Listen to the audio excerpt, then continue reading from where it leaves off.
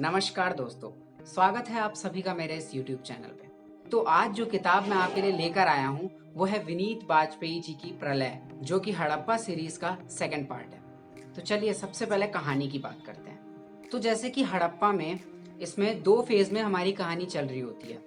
एक 1700 बीसी में, जहाँ पे कि विवस्वान पुजारी नाम का एक ब्राह्मण आदमी होता है जो कि देवता समान होता है, उसकी सब बहुत ज़्यादा रिस्पेक्ट करते हैं, लेकिन उसके खिलाफ एक कॉन्स्पिरेसी रखी जाती है जिसके अंदर आके उसे फंसा दिया जाता है और उसे फिर बहुत गंदी सज़ा दी जाती है। और जो सेकंड फेज चल रहा है उसमें विद्युत नाम का एक लड़का है जो कि बहुत ज़्यादा इंटेलिजेंट है।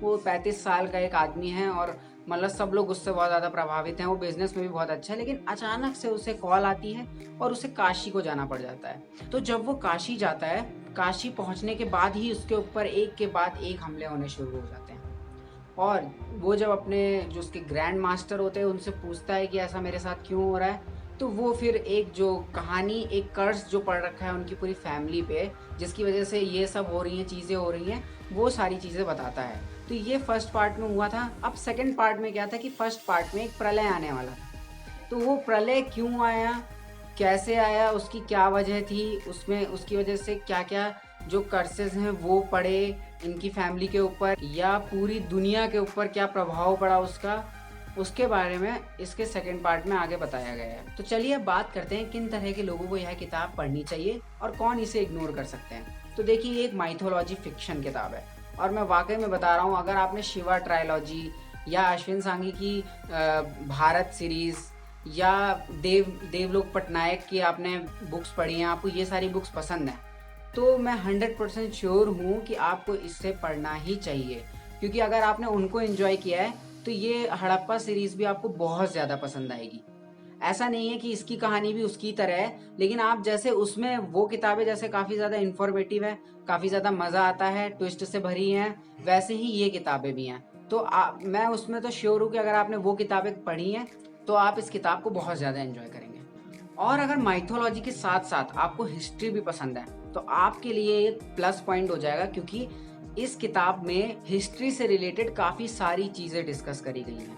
तो अगर आप मिस्ट्री फिक्शन लवर हैं, अगर आप हिस्ट्री लवर हैं, तो इस बुक के लिए ज़रूर जाइए, मस्ट रीड है आपके लिए। और अगर दोनों आपको पसंद है तब तो आपके लिए एक कॉम्बो ऑफर हो जाएगा।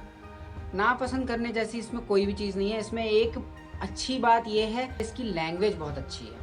मतलब कि अगर आप बिगिनर हैं तो भी आप इससे स्टार्ट कर सकते हैं, क्योंकि इसकी लैंग्वेज मतलब इतनी ज़्यादा मतलब फ्रेंडली है। जब आप इसको पढ़ोगे किताब को तो बिल्कुल इमेजिनेशन आप करने लग जाओगे चीज़ों को बहुत ईज़िली, और मतलब एकदम पढ़ते रहोगे, पढ़ते रहोगे, पढ़ते रहोगे, मतलब बहुत मज़ा आता है। तो बिगिनर्स के लिए भी ये बहुत अच्छी किताब हो सकती है। चलिए अब बात करते हैं मेरे क्या विचार हैं इस किताब पे।